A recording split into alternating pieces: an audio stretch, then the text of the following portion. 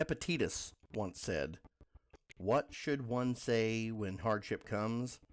I was practicing for this. I have been training for this."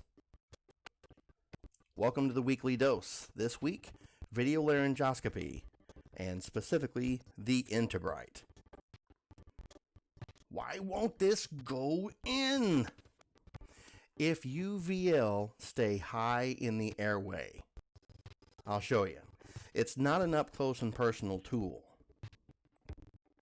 Do not advance too far. Once you've placed the video laryngoscopy in their mouth, stay high in the airway. You don't have to drop down into the vallecula. Stay high. Notice that I can see the uvula, the back of the oral pharynx. I can see the tonsils. I can see the base of the tongue, the epiglottis. I can see everything. The glottic opening, good view, in good position. So I tilt back a little bit farther, and now my tool comes into place, and I can see it go into the glottic opening. Once it goes into the glottic opening, advance the tube into the rest of the way, pull the stylet, and now I'm good to go. Up close leads to failure.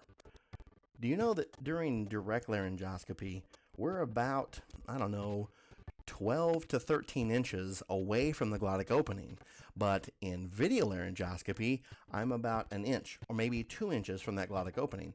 And you're not going to be able to see your tool. You're not going to be able to know how to maneuver what you need to maneuver. So you're going to need to back up.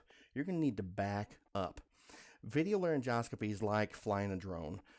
When you're flying a drone, you're trying to get the best image you possibly can from the highest altitude you possibly can to see what's going on.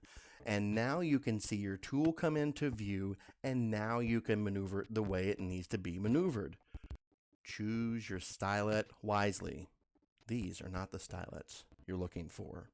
These stylets will lead to catastrophic failure. These are the stylets you're looking for. What you're looking for are the rigid stylet or the thickest flexible stylet you can get. With video laryngoscopy using the Intubrite, the angle in which that blade positions the airway, a lesser flexible stylet will just simply bend. When you try to maneuver that stylet, it's just simply going to bend wherever you've created that fulcrum, and you're not going to do yourself any good. The rigid stylet will not bend and will allow you a better tool to advance that airway or advance that tube into the airway. But when I used the rigid stylet, it wouldn't pass. Now notice how they get the tube into the airway and it's in the glottic opening, but now they can't seem to push the tube beyond where it's at, and this is where a lot of people that may not know this trick get scared and upset, and they get worried about what's going on. Maybe there's something behind the glottic opening that's blocking the way of the tube. Well, in a way, that's kind of true. The trick is to lift the end with your thumb, lifting that purple end, using your thumb, push that purple end of the tube of that rigid stylet up. And what will happen is it'll pull that rigid stylet tip back and allow the ET tube to flex off of the rings of cartilage, which is blocking your way, and it will flex, it will relax down, and then you can finish your insertion of the ET tube. And the last point, to be ready to suction. Always have the suction in your hand. In your other hand, you're going to have the video laryngoscopy. In your working hand, you should have the suction. You enter that airway, you stay high, you don't want goop on the camera, you insert the suction into the airway to remove anything that might be blocking your way. Now in this situation, I used the suction catheter and I left it inside the airway. However, move it to the other side. You will encounter some difficulty you leaving it on the same side you're going to introduce your tool. So again, I've got a decently high angle on the glottic opening. I probably could come back some. I think I do make a little bit of adjustment here.